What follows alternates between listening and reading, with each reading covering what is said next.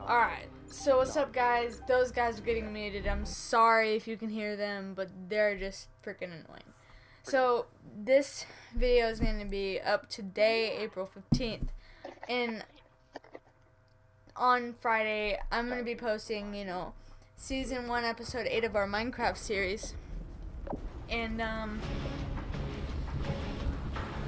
so, like, it's hard to explain what I'm going to be talking about today. I'm going to try to talk and play at the same time. I have not warmed up at all today, so I'm sorry if it's bad. And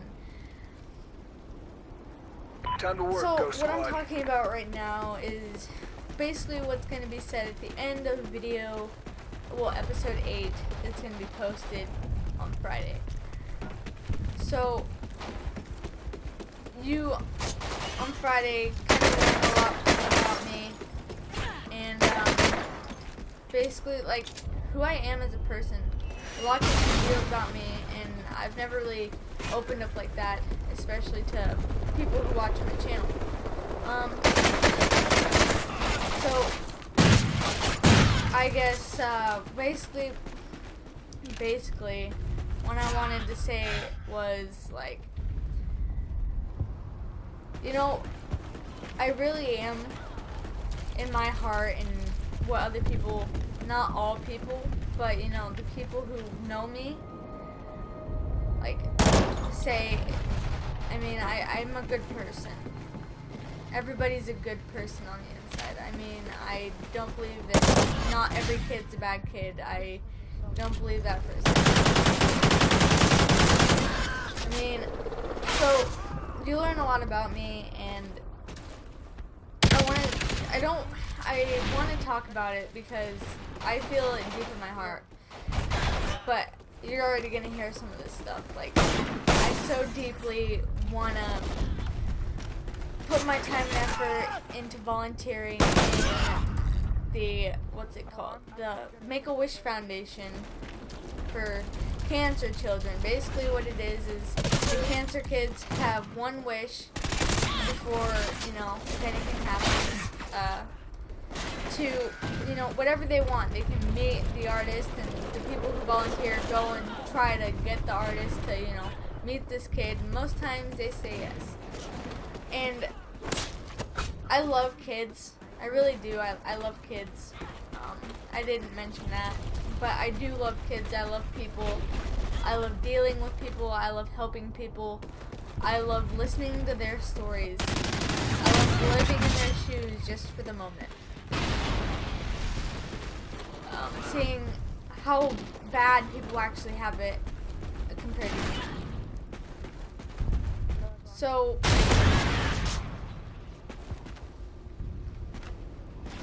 I kind of wanted to share, I'm sorry if I stutter, but this is, like, I've never really mentioned this because I try to keep myself as hidden from people as possible. So, you know how you always see those things, spread awareness, it's Child Abuse Month, and stuff like that. Like, just seeing that stuff, other people seeing that stuff, like, gives them hope, I think. Like, I would say, not I think, I would say. It gives them hope, saying, yeah, I have cancer, but I'm going to kick its ass. And I'm going to show all the other people that it's possible. And I'm going to prove the doctor's wrong. And yes, I love helping people, but I don't want to be a freaking doctor. I don't want to tell people, hey, you're laying on your deathbed. Hey, you're going to freaking die in a month. I want to be the person who tells people, yeah, you have a month to live. But look at all the good you've done in your life. Look at all the people you've made happy. Look at your family who loves you. Look at your best friend who has supported you your entire life. Look at the women you love and the children you guys had together. I always try to look at the good, even though people see me as me always looking at the negative. I want to prove the world wrong. Oh, are you kidding me? Prove the world wrong, and say, you know what? Anything's possible. We freaking flew to the moon, for Christ's sake. We flew to the moon. And if you can go to the moon and back, anything is possible. Recently, I've been in the hospital. I've had some kidney infections, and I have hip problems. And it really scared me because I had to do an x-ray because the doctors didn't know what was up with me. So we did an x-ray and they saw this mass around my spinal discs. Well, disc. Just one. I thought that was the issue. But then we did an MRI. You know, I had to sit in a machine for 45 minutes. Couldn't eat anything all night. Had been there since I got off of school. Stressed out because I have a test. And just not doing too good. Stressing out. And then I find out that on top of my hip problems, the mass was gone from the x-ray. They couldn't see it in the MRI. So they just forgot about it. And I had the influenza virus. And of course, if you know what that is, it's the flu. Like, the actual flu. So, that wasn't good. And, like, I had my mom there, and I had, you know, Bailey there, and, like, I had support. I was texting people, and they were like, oh my God, are you okay? I ended up getting out of the hospital that night at about 10.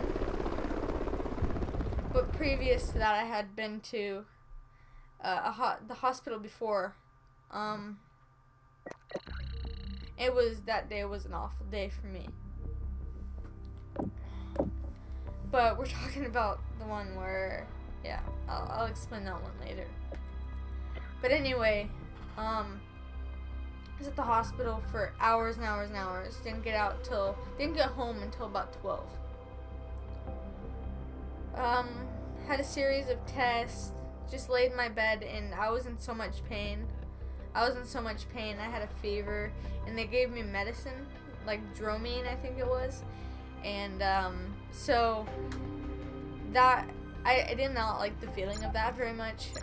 I wanted it to end. I wanted nothing at all to do with it. But I needed it because once it started wearing off a little bit, it hurt. And they couldn't find out what was wrong with it in my hips and, you know, all that.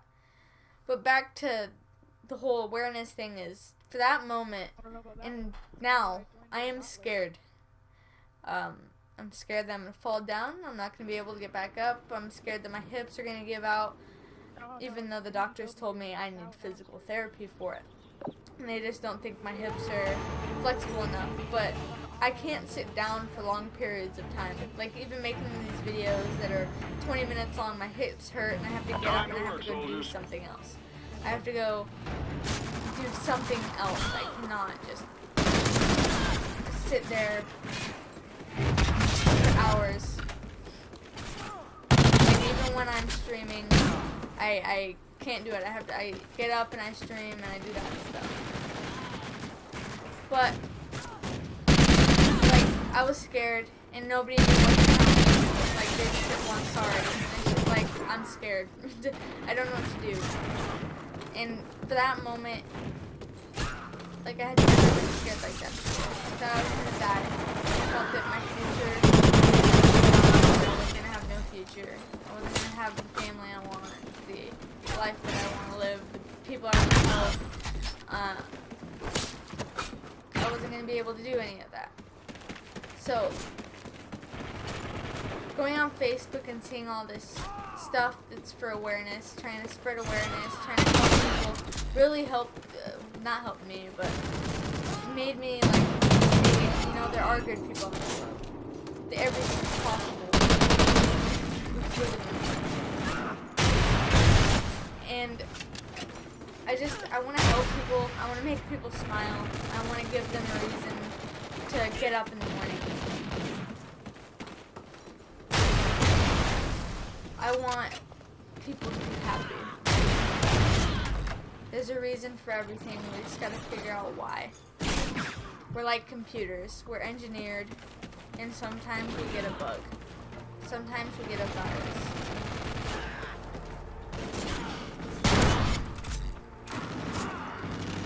Not everybody's perfect. But the world that we live in is not. I want to help people. I know I've said that a million times, but I want to help people. I want to give them something to make them happy. I don't want them to be scared anymore.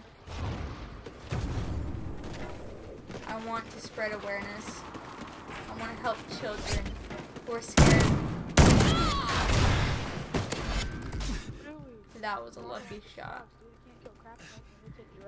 But, like, I feel bad for the people out there who don't have somebody by their side telling them everything's going to be okay. I had that, but I was still scared. And I can't imagine how it would be otherwise. So I thank my friends,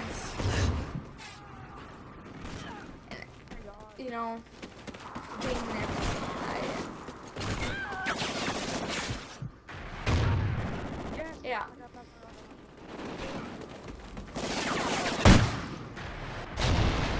I'm happy. I'm happy for who I'm becoming as a person. I am happy. And I want other people to be happy too. I go to pain every day. I have to sit through school 6 hours a day. And I stay after school most of the days. So I'm sitting down up to 9 hours a day, definitely, because I do this stuff also. So I have to take ibuprofen, and I only take one a day, and that's only when I'm really hurting, because I want to be a user of the medication that is given to me instead of an abuser where I take 10 a day. I want to use it for the needs that I have instead of taking multiple a day. Like right now, I'm not hurting at all. And I took an ibuprofen at 3. Not at 3, sorry, in third period around 10 o'clock. That was only because I was dying. And it started kind of hurting again after school, but then it kind of went away. And I'm kind of lounging back, but I feel fine right now. And I do hurt. I've hurt my collarbone, so yes, my collarbone still bothers me. I like broke it. MLG. Alright. Well, I do go through pain, and I don't know why. But I'm not scared anymore. I have people here who help me through it and tell me everything's gonna be okay. I have somebody by my side who's loyal to me and happy and will do anything just to see a smile on my face. And I'm thankful for that. I'm not scared. I am happy. And I want people to be happy. I don't want to see people sad all the time because of their pain. So that's kind of what I want to do. I want to show people that there's more to life than just going through pain every day. There's more to life than being sad all day. But the previous doctor that I went to was the worst. I had a UTI infection, which is a bladder infection. And ever since I was more prone to them, like, I always feel one like coming on, so I just have water and I drink a bunch of cranberry juice. I hate cranberry juice, but I do it anyway. But that was, I take pain really well, but that hurt like hell. Like, I always got it when I was little, but that really freaking hurt. I never remembered it feeling that hurt. But anyway, the last doctor for the one I just told you about was the first time I had went in, got an IV put in, Had to do a urine sample. They told me I'm getting a kidney infection and all this stuff.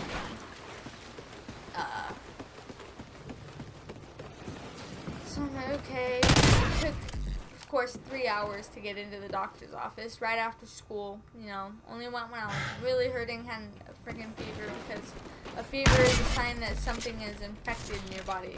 Something is wrong. Something is wrong. So that's mainly why. And it was just consisted of 102. You know, high, but you know, not too high.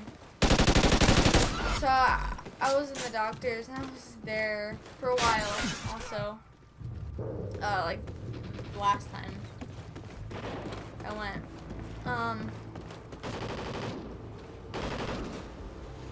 I'll start to talk about it. But right, I had left and I have my dog Sammy. This dog I had ever had, and the cutest little thing ever.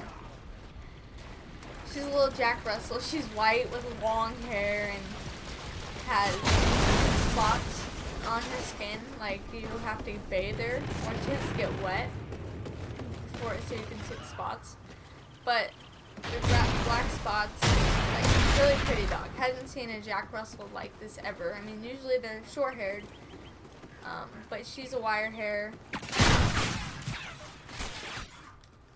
And I saw her and I patted her on the head and I just kept walking. I ignored her because I'm hurting. I'm in a lot of pain. I have a fever. And my parents were mad at me because, you know, they're just mad. They had work and they didn't want to take me into the doctor and all that stuff. So they were upset. They weren't necessarily mad. So I had to hurry and go grab medication that the other doctor, it was an urgent care, so it wasn't like a hospital. So, like, I had to grab that stuff and show what I got prescribed with, and went to the hospital, sat in the waiting room for 3 hours, horrible freaking pain. Got admitted, and got admitted, and it was a weird doctor, and his nurse, like the nurse, of course the nurses have to put IVs in, like, the people, and, she was crazy, like, she enjoyed doing it. So, basically, she put the IV in me. She was good at it. Unlike the last doctor I went to.